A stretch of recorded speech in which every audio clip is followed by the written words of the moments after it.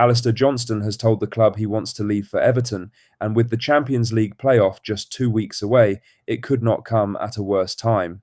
We have also got a Celtic hero responding to a scathing attack from a former captain, Luke McCowan, opening up on the penalty miss that still haunts him and what he wants from the Lask tie, and a former Celtic loanee who has made himself deeply unpopular at his current club with a very ill-timed social media post. Let's get into it. But first, make sure you like this video and subscribe to the channel for more Celtic content. Peter Grant has calmly and firmly responded to Scott Brown's scathing assessment of him that went viral this week, shutting down any suggestion of a feud while making clear exactly whose opinions he actually values. Brown appeared on Open Goal and was asked about Tony Mowbray's time in charge at Celtic. He revealed that had Mowbray and Grant stayed beyond that season, he would have left the club for Newcastle United. His reason was blunt. On Grant specifically, he said, "I had no time for Peter Grant whatsoever," before describing his man management as having personality zero. It was strong stuff. Grant appeared on the Go Radio football show and was given the opportunity to respond. Rather than going back at Brown directly, he kept it measured. He said, "Everyone's entitled to their opinion. I'd never tell anyone what to say or what they think of me. I've got a hell of a lot of friends who would say the opposite, but that's life. We move on from it. I'm trying to think when it was when I was at Celtic, so 10 or 15 years ago or something. I've not got that memory. Obviously he does. It doesn't concern me in the least. If it was Roy Aitken, Danny McGrain, Paul McStay, or the great Tommy Burns, it would maybe concern me. I've never ever been critical of somebody who's criticised me. That's life. One thing is, I will sleep well in my bed tonight. That's for sure." That reference to Roy Aitken, Danny McGrain, Paul McStay, and Tommy Burns says everything. Grant is not interested in a back and forth with someone he clearly does not consider to be in the same bracket as those Celtic legends. He accepted Brown's right to his opinion, made it clear it meant very little to him, and moved on. Calm, composed, and quietly devastating.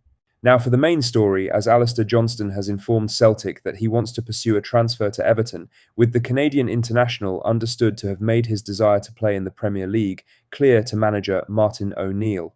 According to the Liverpool Echo, Johnston has told the club he wants to go as Everton manager David Moyes looks to strengthen his right-back position. The reported initial bid from Everton is around £12 million, with a further £3 million in add-ons. Celtic's view is that that figure falls well short of what the player is worth. Johnston is 27 years old, has 3 years left on his contract, and has been one of the most important players at the club over the past 2 seasons. He missed a large chunk of last season with a hamstring injury suffered during the Europa League clash with Sturm Graz, but returned in time for the title run-in and played his part in the double. He then represented Canada at the World Cup, helping his country reach the last 16 for the first time in their history. The complication here is the timing. Celtic face Lask in the Champions League playoff, with the first leg at Celtic Park on the 19th of August and the return leg in Austria 6 days later. Selling a first-choice right-back in the days leading up to that tie, without a replacement already in place, would leave the squad short at exactly the wrong moment. Celtic are under no pressure to sell given the contract situation, and they are well within their rights to demand a fee that reflects his true value. Johnston played the full 90 minutes in Celtic's opening Premiership win over Dundee and joined in the traditional lap of appreciation with supporters afterwards. There has been nothing in his conduct to suggest he is trying to force a move, and no fee has been agreed between the clubs, but the fact he has communicated his desire to leave puts the ball firmly in Celtic's court. In other news, Celtic's Champions League playoff opponents Lask have made the same scheduling move as the Hoops, with both clubs now completely free to focus on the tie without any domestic distractions. Celtic had already arranged to postpone their Premiership trip to St Johnstone, which had been due on the 22nd of August, right between the two legs. Lask have now done exactly the same, successfully requesting to have their away Austrian Bundesliga fixture against Wolfsberger moved on that date. The two legs are set for the 19th of August at Celtic Park and the 25th of August at the Raiffeisen Arena in Linz, with both kickoffs at 8 in the evening. What is at stake financially is enormous. Reaching the Champions League group stage proper would bring a financial boost of around £40 million on top of the commercial and prestige value of competing in Europe's top club competition.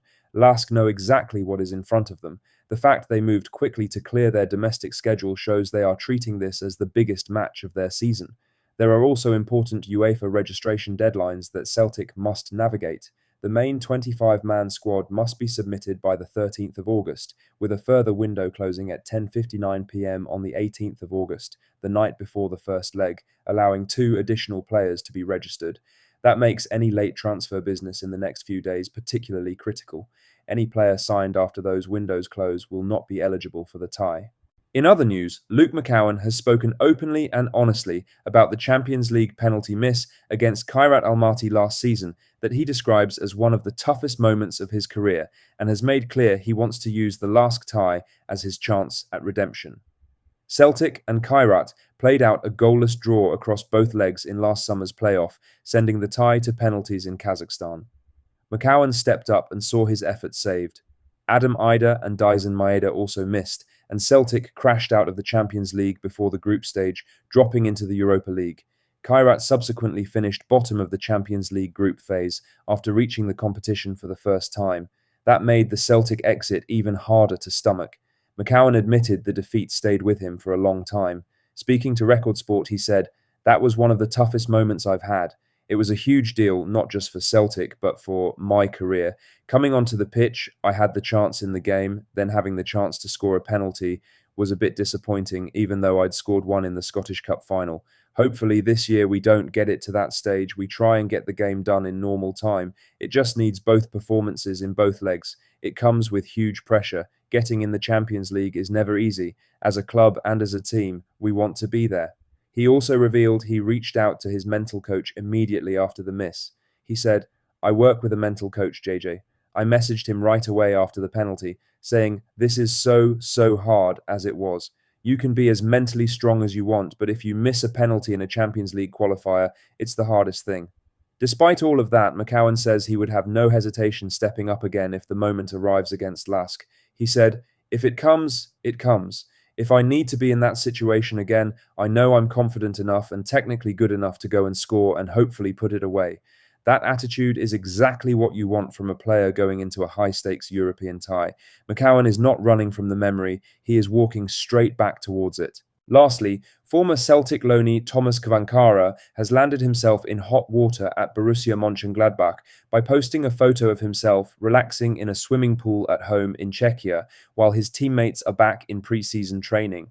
Kvankara arrived at Celtic in January on a short-term loan from Mönchengladbach, with the Celts holding an option to make the deal permanent for around £7 million. He was part of a triple attacking addition in the winter window alongside Junior Adamu and Joel Mvuka. His spell in Glasgow produced 2 goals and 1 assist from 13 appearances, and his loan was cut short by a groin injury that kept him out of the title run-in.